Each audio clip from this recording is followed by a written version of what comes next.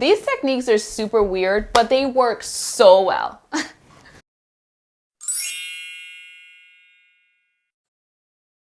Hi soulmates, welcome back to another video. It's Jules, your virtual LOA coach. If you're new here, please consider subscribing to my channel because I would love to have you here. Today I'm talking about 3 weird manifestation techniques that I have personally used and know to work incredibly well.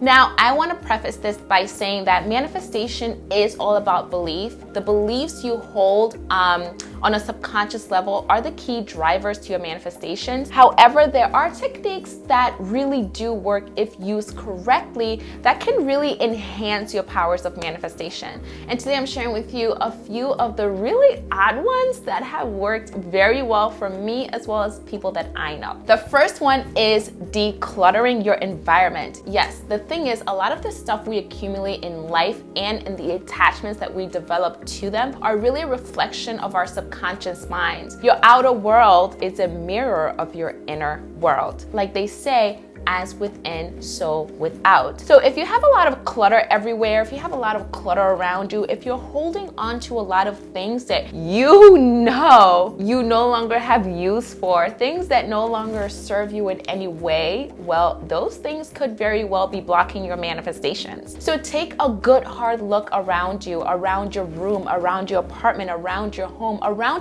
whatever space you have dominion over, and really go through all the things that you are holding on to, okay? My general rule of thumb is if I haven't touched it in a year or more, it goes. If it is no longer functional, it's gone. If it is not sparking joy in me, it goes. I discovered this really weird manifestation technique, honestly, by accident. It was about 5 or 6 years ago when I read Marie Kondo's The Life-Changing Magic of Tidying Up. And if you haven't, I highly suggest you pick it up because it is really life-changing. And when I read it for the first time, I was introduced to the idea of minimalism. And I did a massive purge throughout my entire home. But weirdly, to my surprise, I started seeing so many things that I had been trying to manifest for a year come into my life like very, very quickly after cleaning everything out. I mean, within a matter of 3 months, I had manifested a new home with all new things, a promotion at work, and a brand new car. It was insane. I was like,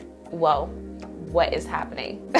So peeps, if you are living in clutter and finding it hard to manifest, start there. Start by decluttering because clutter hinders your flow of energy. Clutter causes bad chi. The art of decluttering also teaches you how to detach, which is key in the process of manifestation. Because when you're able to let go of the things that you no longer have use for, the things that aren't really serving you anymore, that aren't serving any purpose in your life, you then make room, you then make space for the new to come in. So this technique, although very weird, is so very powerful and so very effective on so many levels.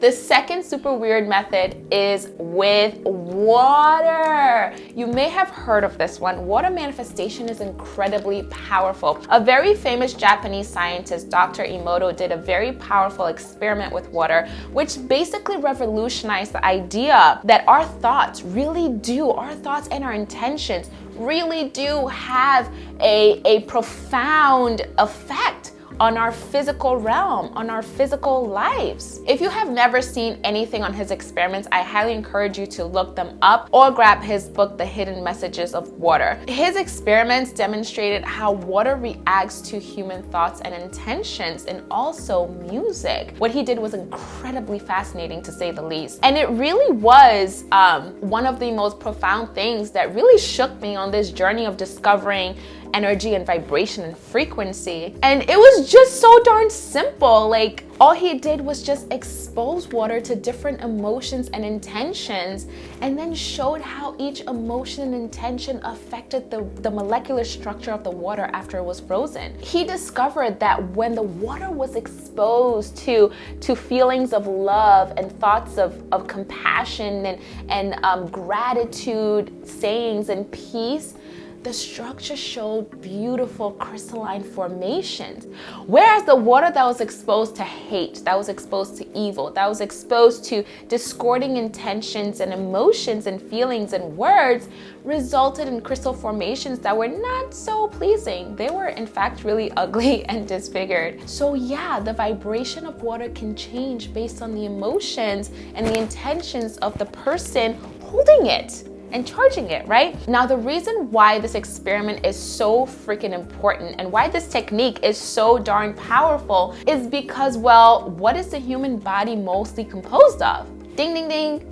Mostly water, right? It's 70% or more water, right? So think about it. If you are largely made up of water and your emotions and intentions can literally change the molecular structure of water, what does this mean? Well, it means one, it further solidifies the idea that our thoughts can quite literally change the molecular structure of our bodies. And two, that you have to be conscious of the water that you are putting in your body. You can change your own vibration with water. This is exactly what this means. And you can do this in many ways. My favorite way to use water manifestation is with the power of the new moon. What I do is I take a glass jar filled with water, not plastic. And I know people use like fancy pitchers and water bottles, but mason jars are my fave to use because one, they're cheap as hell, and two, you can get them anywhere and everywhere. I use the large ones, the 32-ounce ones, and I fill it up with water. And then what you do is you hold the jar of water in your hand, in both hands, and all you have to do is just think happy thoughts,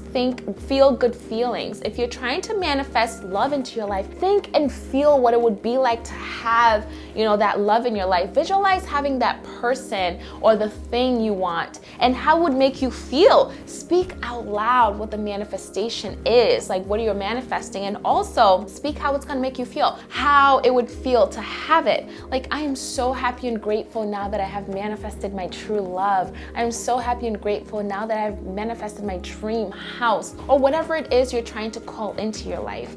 Speak and feel as if you have it while you're holding the water. What you're doing is charging the water and altering its frequency to be the vibrational match of whatever it is that you desire. After you're done with charging your glass of water, you want to take a sip of it. And then what you're going to do is you're going to sip on this jar of water every single day until the next full moon. Now, every day you're sipping this magically charged water, you are reminding your body to take on the vibration of your desires, of your intentions. Water manifestation is so powerful. And no, you don't need the moon for this to work. However, the moon does give extra charging powers, but you are made up of mostly water. So any day and at any time, you can charge all the water that you are consuming, whether it's through glass or plastic. You can charge it with love. You can charge it with joy, with happiness, with peace before drinking. And you can do this with any kind of water. And you can do this with your bath and shower water as well. I love doing my body gratitude every single day with my shower water. It's amazing. Okay, so the third weird manifestation technique is really flippin' weird,